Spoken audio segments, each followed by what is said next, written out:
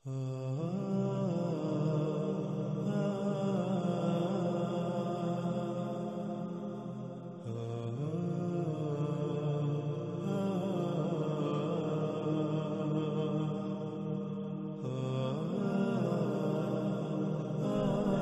اس وقت سکرین پر جو روایت آپ کو نظر آ رہی ہے، اس روایت میں استعمال ہونے والے الفاظ کو سب سے پہلے جان لیتے ہیں، اس کے بعد روایت کے اوپر تفصیل سے بات کریں گے۔ ان میں پہلا لفظ ہے قبض۔ قبض ناظرین کہتے ہیں روک لینے کو، یعنی کہ مثال کے طور پر ایک سلسلہ چل رہا ہے یا آپ کسی کو کوئی شے دے رہے ہیں تو آپ اس شے کا دینا روک دیں، بند کر دیں، جس وجہ سے دوسرا اس شے سے محروم رہ جائے گا، محروم ہو جائے گا۔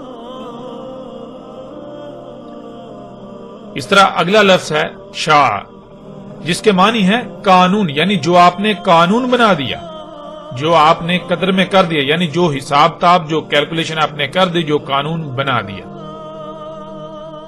پھر اگلا لفظ ہے احداث، جو کہ جمع کا صیغہ ہے، اس کا بعد ہے حدثہ۔ احداث کے معنی ہیں ایجادات، واقعات، حادثات، جدت، آفات اور مصائب وغیرہ۔ پھر آگے لفظ آتا ہے نزوع، جس کے معنی ہے ایک شے کا دوسری پر سوار ہونا، جیسے جانور، چرند پرند وغیرہ جنسی حاجت پوری کرنے کی غرض سے ایک دوسرے پر سوار ہوتے ہیں۔ کچھ تو اچانک اپنی اگلی ٹانگیں اٹھا کر مادہ پر سوار ہو جاتے ہیں، تو کچھ بھاگتے ہوئے آتے ہیں اور اچانک اپنی اگلی ٹانگیں اٹھا کر مادہ پر سوار ہوتے ہیں، اسے عربی میں نزوع کہا جاتا ہے۔ اگلا لفظ ہے العیر، جس کے معنی ہے قافلہ، سواریوں کا قافلہ۔ محمد رسول اللہ علیہ السلام کے وقت اور موجودہ ایجادات سے پہلے تجارت، سفر، حج وغیرہ کی غرض سے اونٹوں کے جو قافلے چلتے تھے انہیں العیر کہا جاتا تھا۔ اس کے علاوہ گدو، گھوڑوں اور خچروں کے قافلوں کو بھی العیر کہا جاتا تھا، یا کسی بھی قسم کے قافلے کو العیر کہا جاتا تھا۔ اور یہاں یہ بھی جان لیں کہ العیر بنیادی طور پر کسے کہتے ہیں، یعنی قافلہ بنیادی طور پر کسے کہتے ہیں۔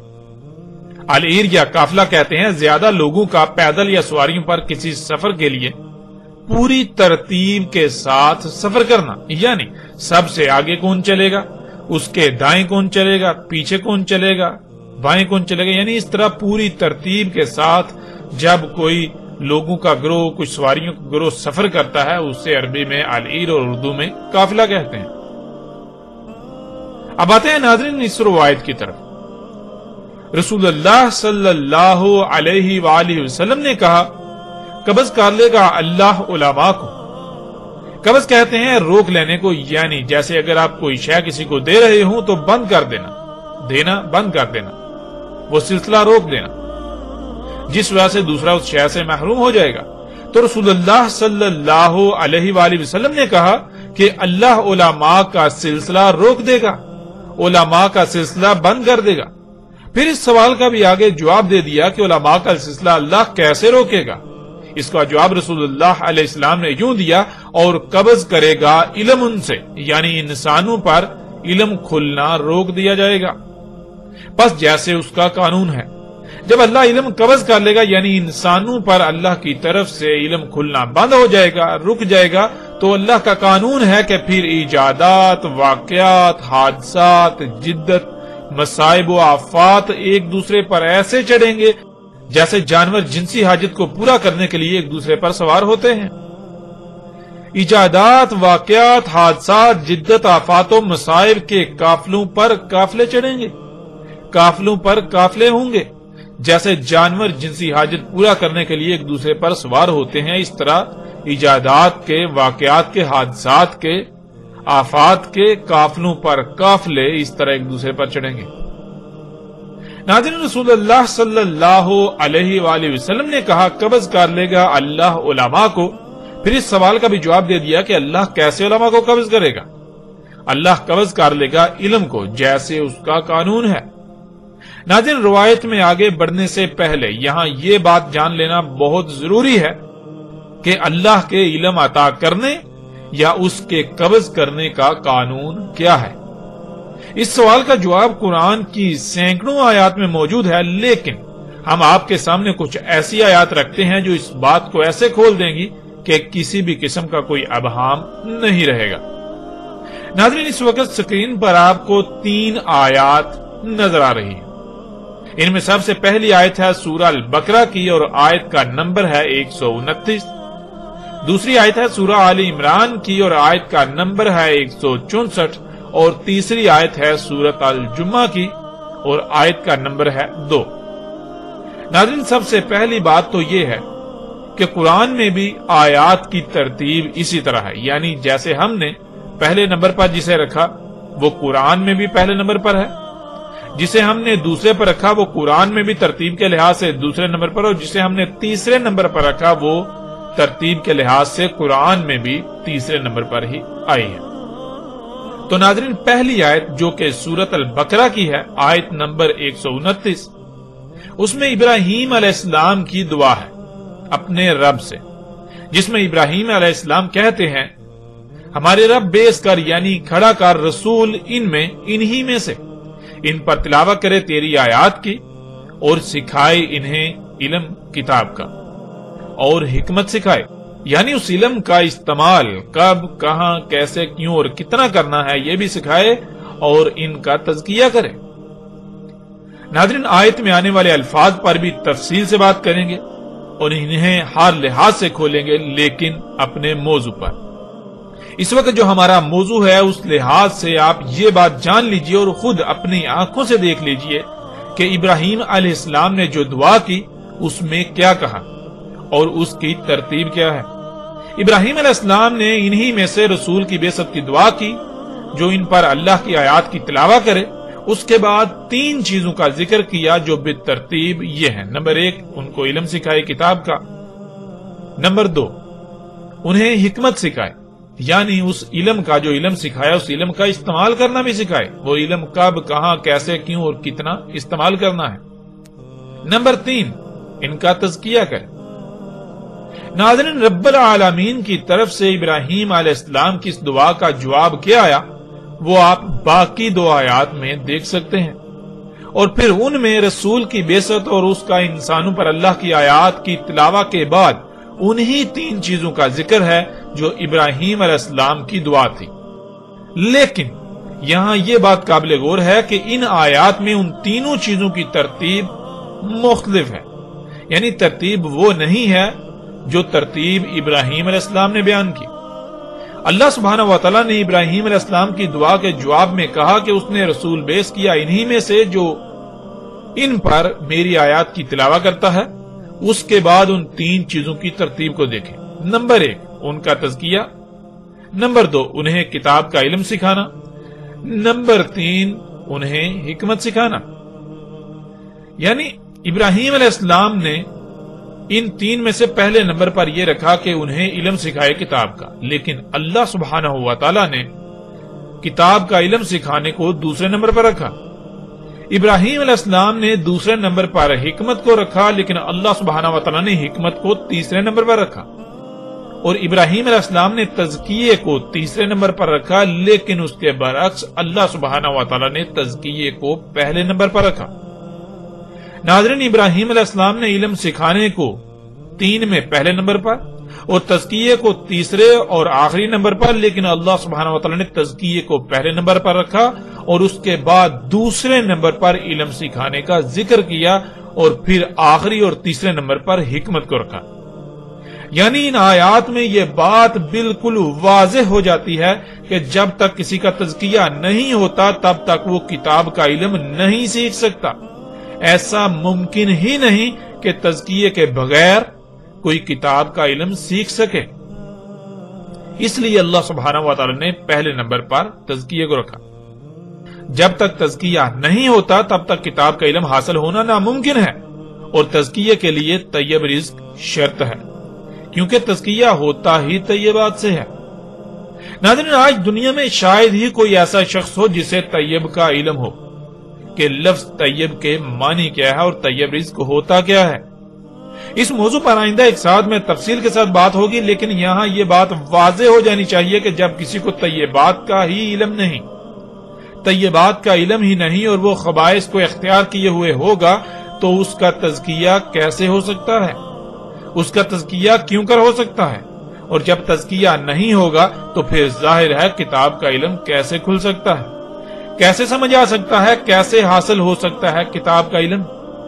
کتاب کے علم کے لیے تو تزکیہ شرط ہے، جب تزکیہ ہوگا ہی نہیں تو علم حاصل نہیں ہو سکتا، اور جب علم حاصل نہیں ہو سکتا تو پھر حکمت تو علم کے بعد آتی ہے، جب علم ہی حاصل نہیں ہو سکتا تو پھر حکمت بھی حاصل نہیں ہو سکتی۔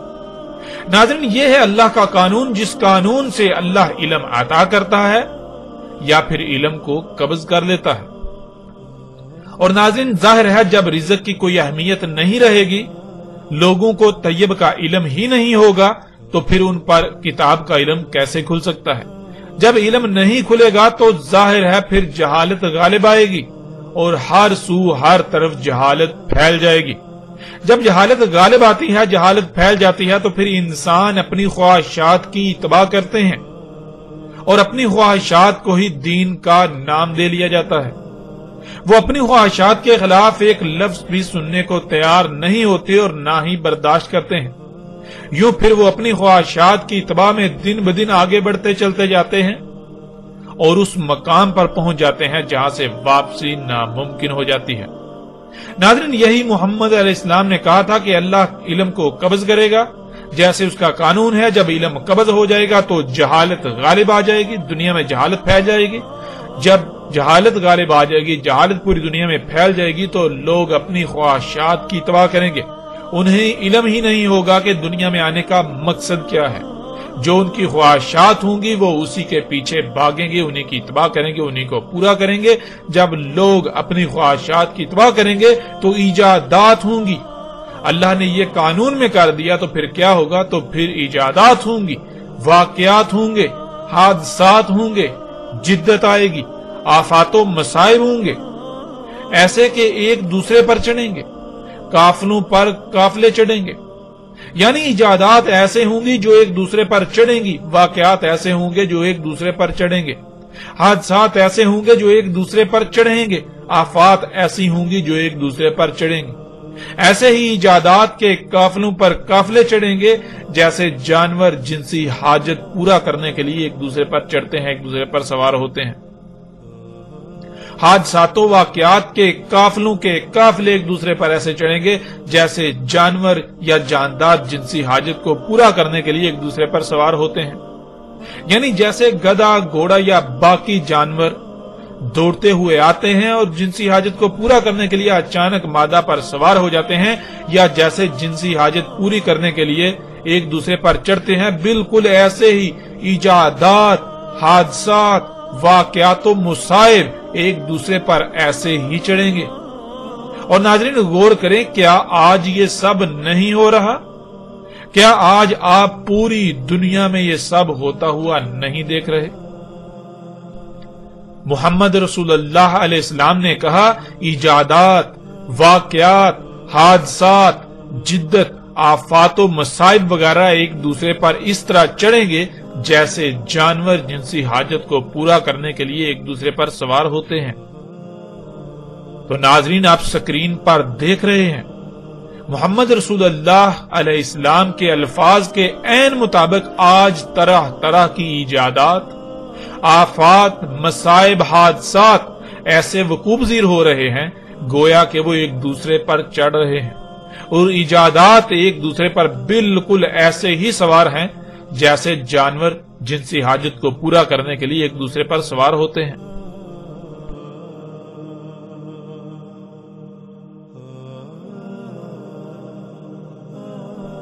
اسی طرح محمد رسول اللہ علیہ السلام نے کہا، ایجادات کے قافلوں پر قافلے، واقعات و حادثات، جدت و آفات اور مصائب وغیرہ کے قافلوں پر قافلے۔ تو ناظرین، کیا یہ آج آپ سب ہوتا ہوا نہیں دیکھ رہے؟ کیا سکرین پر آپ کو یہ سب نظر نہیں آ رہا کہ آج پوری دنیا میں یہ سب ہوتا ہوا نہیں دیکھ رہے؟ اسی طرح محمد رسول اللہ علیہ السلام نے کہا ایجادات، واقعات، حادثات، جدت، آفات و مصائب وغیرہ کے قافلوں پر قافلے ایک دوسرے پر ایسے چڑھیں گے جیسے جانور جنسی حاجت کو پورا کرنے کے لیے ایک دوسرے پر سوار ہوتے ہیں، ایک دوسرے پر چڑھتے ہیں، اور سکرین پر آپ یہ تمام مناظر اپنی آنکھوں سے دیکھ رہے ہیں۔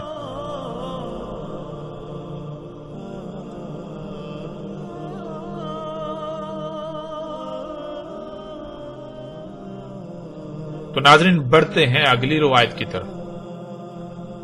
رسول اللہ علیہ السلام نے کہا دابا نکلے گا دشوار گزار گھاٹیوں، پہاڑی رستوں، گھنے جنگلات والے پہاڑی سلسلوں، گھاٹیوں، کھائیوں، بلند و بانگ پہاڑوں کے درمیان دریاؤں، سرنگوں، مشکل ترین اور کٹھن ترین رستوں، علاقوں وغیرہ سے۔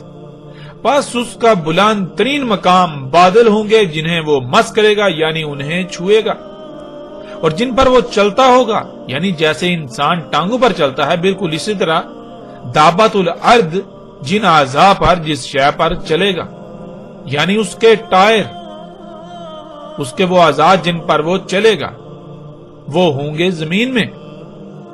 جو وہ چلے گا دشوار گزار پہاڑی دروں، گھاٹیوں، گہری کھائیوں، پہاڑی رستوں، گھنے جنگلات والے پہاڑی سلسلوں، کھائیوں، بلند و بانگ پہاڑوں کے درمیان دریاؤں، سرنگوں اور مشکل ترین اور کٹھن ترین رستوں یا علاقوں وغیرہ سے۔ پس گزرے گا دابا انسان سے، انسان سلی کر رہا ہوگا یعنی انسان اللہ کی ہر شے کو اسی مقام پر رکھ رہا ہوگا جو مقام اللہ نے طے کر دیا، فطرت پر قائم ہوگا۔ وہ اپنی سواری کی حاجت کو پورا کرنے کے لیے فطرتی ذرائع پر انحصار کر رہا ہوگا۔ پس دابا جب گزرے گا تو کہے گا تو جو صلات کر رہا ہے یعنی تو جو اپنی سواری کی حاجت کو پورا کرنے کے لیے فطرت پر انحصار کر رہا ہے، یہ فطرتی ذرائع تیری اس حاجت کو کیسے پورا کر سکتے ہیں؟ اس لیے اپنی سفری حاجت کو پورا کرنے کے لیے فطرت کو چھوڑ کر مجھے اختیار کر۔ پس اس کے منہ پر ماسک چڑھا دے گا۔ ناظرین یہ ایک ایسی روایت ہے جو نہ صرف دہلا دینے والی ہے بلکہ رونگٹے کھڑے کر دینے والی ہے۔ محمد رسول اللہ علیہ السلام نے آج سے 14 صدیاں قبل موجودہ سواری کے ذرائع جو غیر فطرتی ہیں، گاڑیاں، ٹرینیں، سمندری اور ہوائی جہاز وغیرہ، ان سب کے بارے میں کس قدر کھول کھول کر بتا دیا تھا آج سے 14 صدیاں پہلے، اس وقت جب ان اشیاء کے بارے میں تصور کرنا بھی ناممکن تھا، تصور کرنا بھی محال تھا۔ اور ناظرین ایسا صرف اور صرف اللہ کا بھیجا ہوا یعنی اللہ کا رسول ہی کر سکتا ہے، اس کے علاوہ اور کوئی نہیں کر سکتا۔ تو ناظرین وہ لوگ جو آج محمد علیہ السلام کی ذات کو نشانہ بنا رہے ہیں ان کے لیے بھی یہ دندان شکن جواب ہے کہ دیکھو اگر محمد علیہ السلام اللہ کے رسول نہیں تھے تو پھر انہوں نے یہ سب اس وقت کیسے بتا دیا تھا؟ اگر سچے ہو تو آؤ جواب دو۔ لیکن ایسے لوگ حق کا مقابلہ کیسے کر سکتے ہیں؟ حق آ جائے اور باطل حق کے سامنے ٹھہر سکے یہ تو ممکن ہی نہیں، لہذا باطل حق کا مقابلہ کیسے کر سکتا ہے؟ تو ناظرین رسول اللہ علیہ السلام نے کہا دابا نکلے گا دشوار گزار گھاٹیوں، پہاڑی رستوں، گھنے جنگلات والے پہاڑی سلسلوں، گہری گھاٹیوں، گہری کھائیوں، بلند و بانگ پہاڑوں کے درمیان دریاؤں، سرنگوں، مشکل ترین اور کٹھن ترین رستوں اور علاقوں وغیرہ سے۔ تو ناظرین کیا آج آپ اپنی آنکھوں سے ایسی سواریاں نہیں دیکھ رہے جو ان علاقوں میں، ایسے خطوں میں، ایسی جگہوں میں سفر کرتی ہیں؟ نہ صرف دیکھ رہے ہیں بلکہ آج ہر کوئی ایسی سواریوں کو استعمال کر رہا ہے جو ایسے رستوں میں انتہائی پرسکون، آرام دہ اور تیز رفتاری سے سفر کرتی ہیں۔ آج انسان ان سواریوں کو آسائشوں، سہولتوں یا ترقی کا نام دیتے ہیں، لیکن اللہ سبحانہ وتعالی اور اس کے رسول محمد علیہ السلام نے اسے دابۃ الارض قرار دیا۔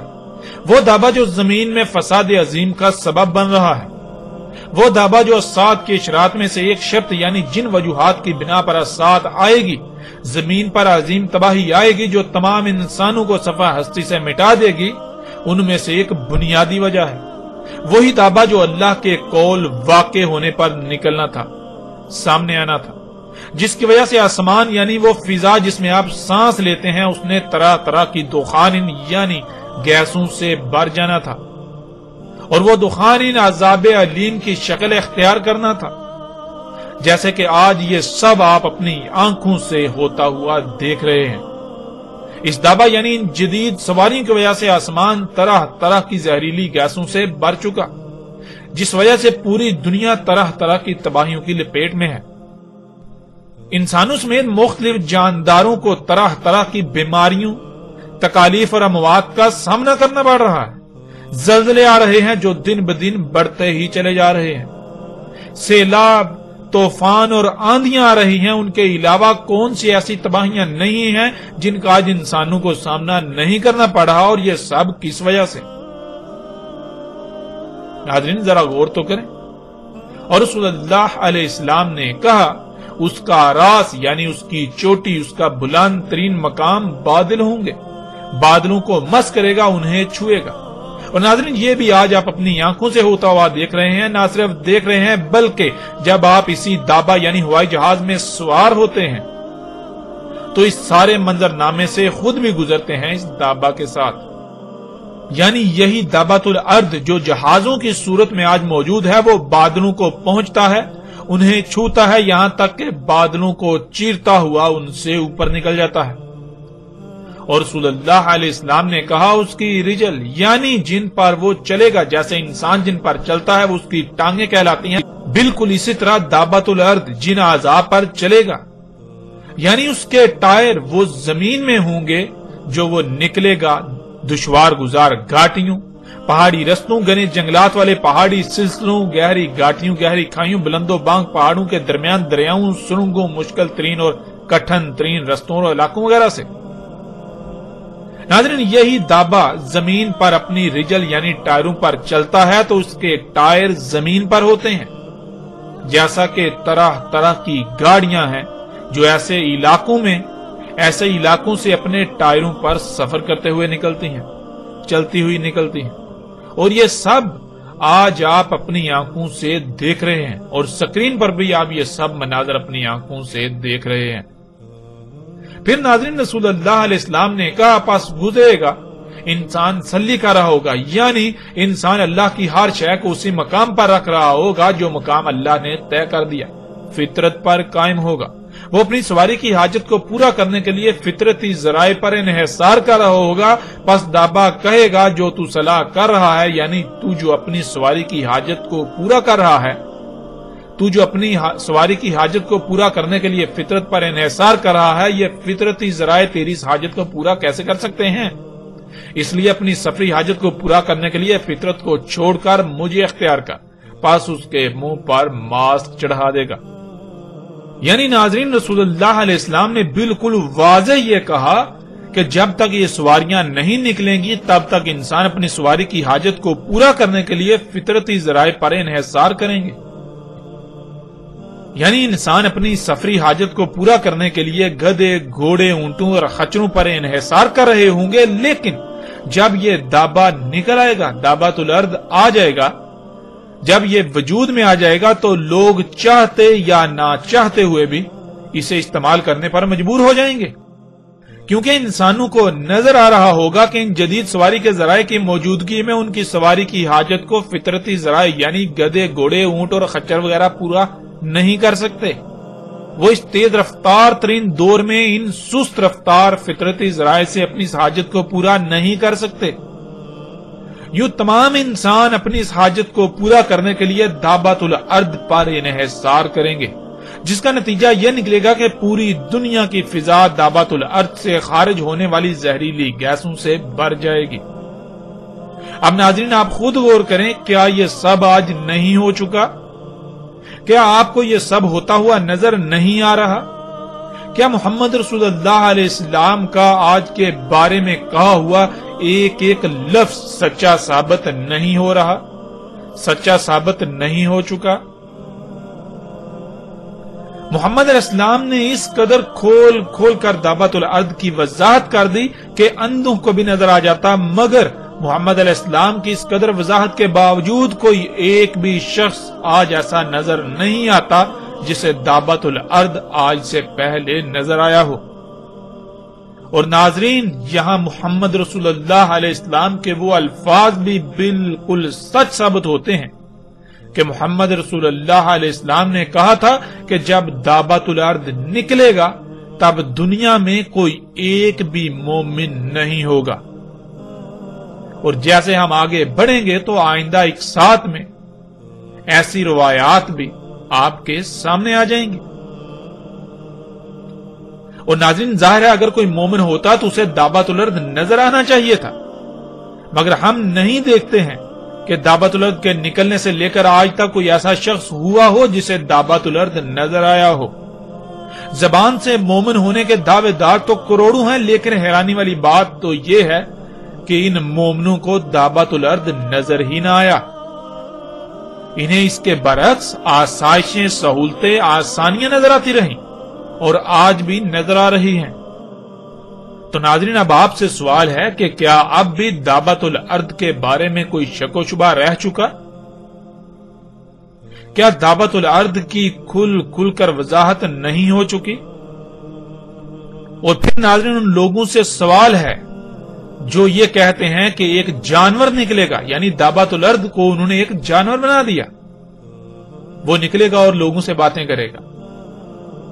تو ان سے سوال ہے کیا تمہارا وہ جانور اس میں یہ تمام تر صلاحیتیں موجود ہوں گی جو محمد رسول اللہ علیہ السلام نے کہہ دیا تھا؟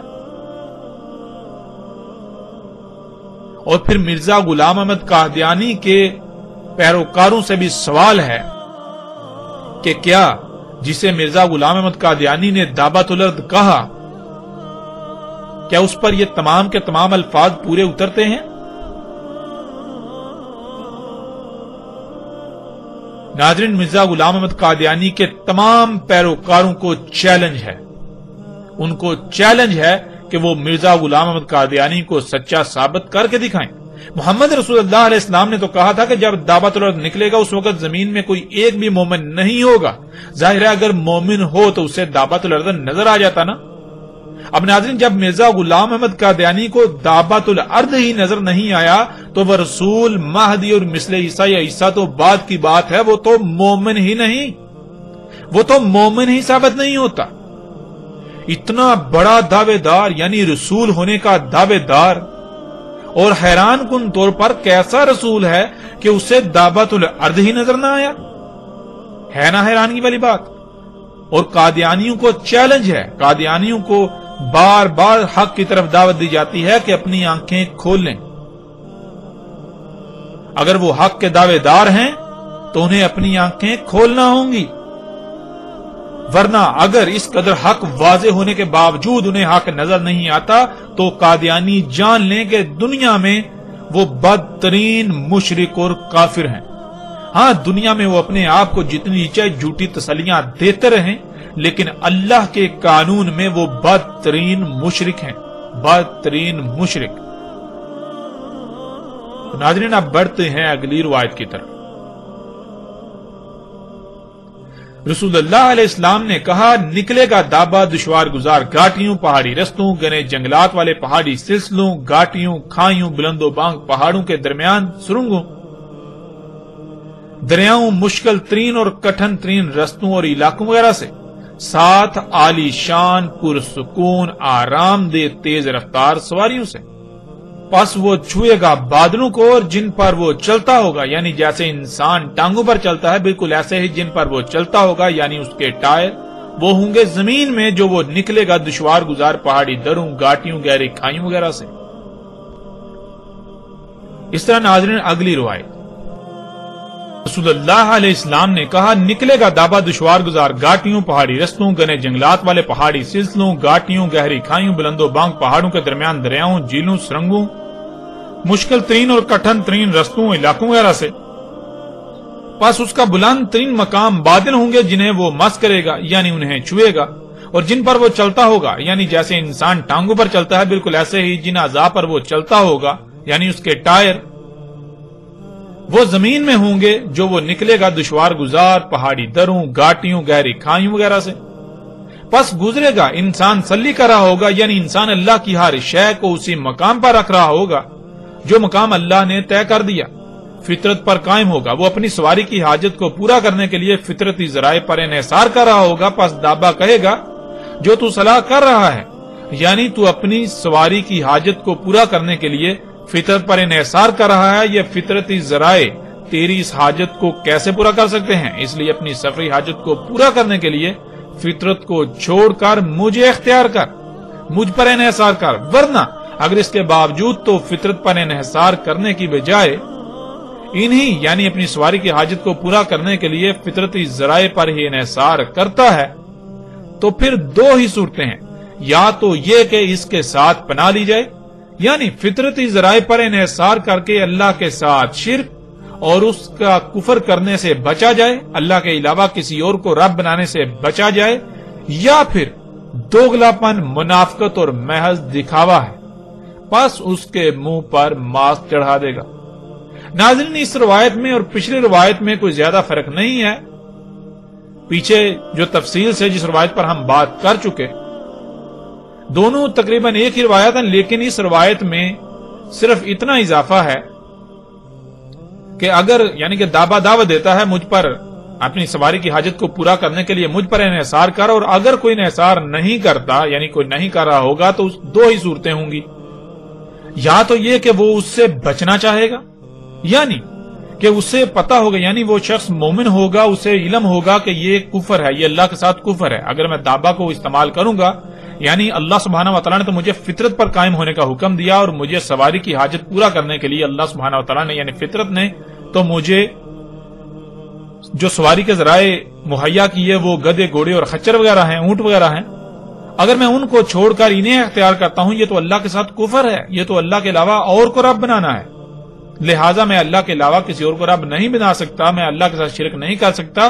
تو اللہ کے ساتھ کفر و شرک سے بچنے کے لیے وہ سواری کے ذرائع یعنی فطرت پر انحصار کرے گا، یا پھر دوسری صورت یہ ہے کہ محض لوگوں کو دکھانے کے لیے یعنی دوگلا پن اور منافقت ہوگی، اس کے علاوہ کچھ نہیں ہوگا، یعنی کہ اگر کوئی شخص فطرتی ذرائع کو اختیار کر رہا ہے یعنی اس نے رکھے ہوئے ہیں، یعنی وہ گھوڑے کو استعمال کرتا ہے، گدے یا خچر کو استعمال کرتا ہے، تو وہ کیوں کرتا ہے؟ وہ محض دکھاوے کے لیے، ریاکاری کے لیے، وہ اس کے پاس گاڑیاں بھی یہ سب کچھ بھی ہے، اس کے باوجود وہ صرف یعنی کہ ایسے دور میں، ایسے وقت میں جب گھوڑے یہ ساری سواریاں یہ اونٹ وغیرہ گھوڑے ناپید ہو چکے ہیں، لوگ گھوڑوں وغیرہ پر سفر نہیں کرتے، اور وہ صرف دکھاوے کی غرض سے وہ فطرتی ذرائع جو ہے وہ محض دکھاوے کی غرض سے رکھے گا، اس سے بڑھ کر کچھ نہیں۔ اور ناظرین آپ غور کریں، کیا یہ آج سب نہیں ہو رہا؟ بالکل یہ سب آج ہو رہا ہے۔ اور ناظرین پھر وہی سوال کہ اس قدر دعویٰ کی وضاحت ہو جانے کے باوجود بھی کیا دعوت الارض کے بارے میں کوئی شک و شبہ رہ جاتا ہے؟ بالکل نہیں۔ ناظرین حق الحمدللہ ہر لحاظ سے بالکل واضح ہے کہ آج سے 14 صدیاں قبل محمد رسول اللہ علیہ السلام نے دعوت الارض کے بارے میں کس قدر کھول کھول کر وضاحت کر دی تھی۔ ناظرین اس قدر وضاحت ہو جانے کے باوجود ہم الحمدللہ مزید مختلف روایات کو سامنے رکھیں گے اور ان پر بھی بات کریں گے کہ ان میں رسول اللہ علیہ السلام نے دعوت الارض کے بارے میں مزید کیا کیا کہا۔ رسول اللہ علیہ السلام نے کہا وہ ہوگا دابا جو نکلے گا سات کے قیام کے پاس، اپنے عوامل سے کلام کرے گا لوگوں سے، اور وہ زہر آلود کر دے گا چہرہ مومن کا اور کافر کا۔ یعنی ناظرین اس روایت میں رسول اللہ علیہ السلام کے الفاظ بالکل واضح ہیں۔ رسول اللہ علیہ السلام نے کہا کہ اس میں کچھ شک نہیں، وہ دابا ہوگا، یعنی وہ جو حرکت کرنے والی مخلوقات سامنے آئیں گی، یعنی کہ آج جو حرکت کرنے والی مخلوقات نہیں ہیں، جو مرحلہ بمرحلہ آگے بڑھتی ہیں، جو حرکت کرتی ہیں تیر کر، رینگ کر، چل کر یا اڑ کر، جو آج موجود نہیں ہیں لیکن بعد میں سامنے آئیں گی، وہ کیا ہوگا؟ وہ مخلوقات، وہ دابا ہوگا جس نے قیام الساعت کے قریب نکلنا تھا۔ اور ناظرین دابا کا نکلنا یعنی ان مخلوقات کا سامنے آنا، سات کا سر پر آنا بالکل واضح ہے، یعنی کہ دابا کا آنا، دابت الارض کا سامنے آنا، سات کے سر پر آنے کا اعلان تھا۔ नाज़रीन, आज किस कदर आप खतरनाक वक्त में, किसी कदर खतरनाक दौर में मौजूद हैं, आपको अब अंदाजा हो जाना चाहिए। और फिर रसूलुल्लाह अलैहि सल्लम ने क्या कहा, वो अपने अवामल से इंसानों से कलाम करेगा, और वो उसका कलाम क्या होगा उसकी वजाहत भी रसूलुल्लाह अलैहि सल्लम ने कर दी। उसका कलाम ये होगा कि वो जहर आलूद कर देगा मोमिन का और काफिर दोनों का चेहरा, यानी सब के चेहरे उन पर जहर आलूद कर देगा। और नाज़रीन गौर करें कि आज ये सब नहीं हो चुका, क्या आज पूरी दुनिया की फिजा जहर आलूद नहीं हो चुकी? उसमें कोई मोमिन हो या काफिर हो, क्या दोनों उस जहर आलूद फिजा में नहीं? मोमिन और काफिर दोनों के चेहरे जहर आलूद नहीं कर दिए इन गाड़ियों ने, इन जहाजों ने, इन मखलूकात ने, ये जो दाबतुल अर्द है।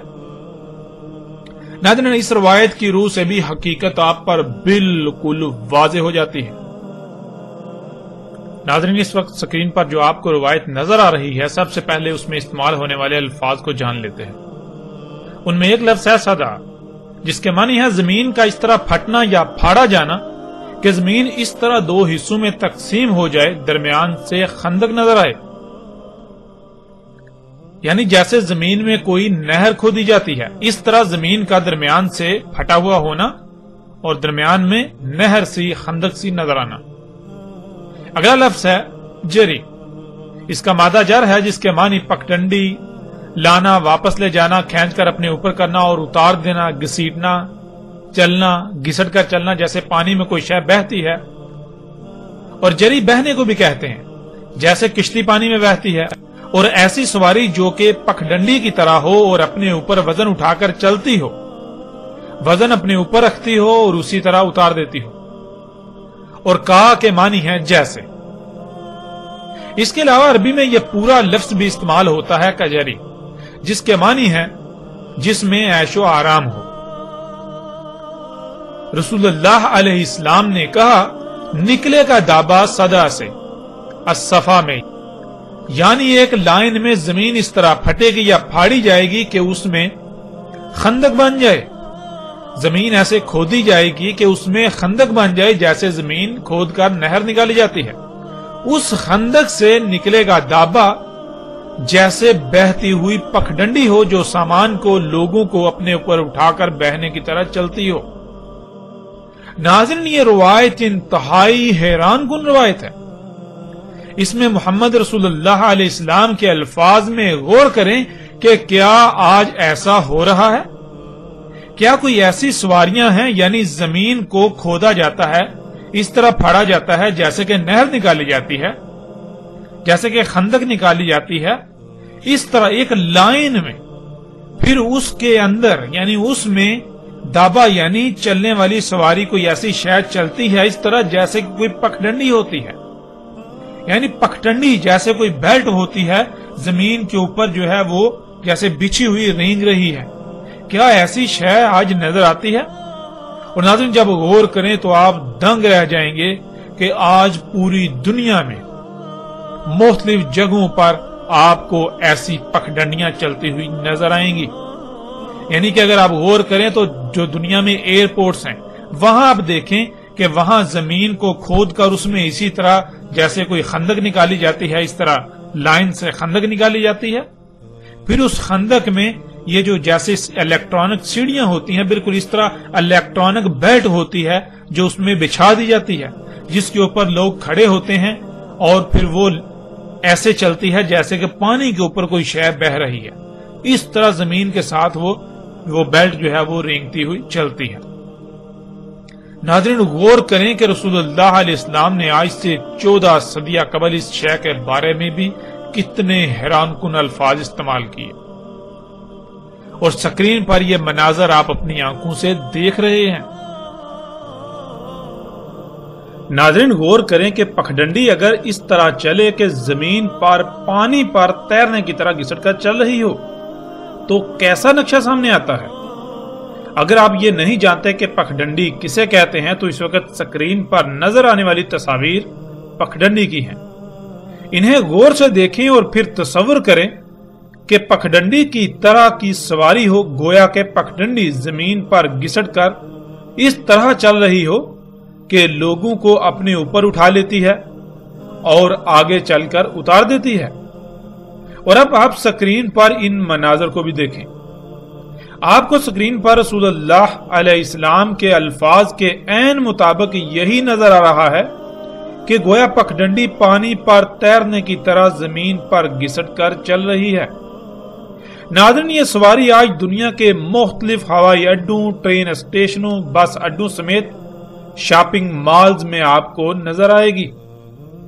روایت میں صدع کی عین کے نیچے 2 زیریں ہیں جس سے صدعین جمع کا صیغہ بن جاتا ہے. یعنی دنیا میں بہت سی جگہوں پر زمین کو ایک لائن میں ایسے کھودا جائے گا کہ خندق بن جائے اور اس خندق میں یہ پگڈنڈی نماز سواری یعنی دابہ چلے گا. اور ناظرین، حیران کن طور پر آپ یہ مناظر آج اپنی آنکھوں سے دیکھ رہے ہیں.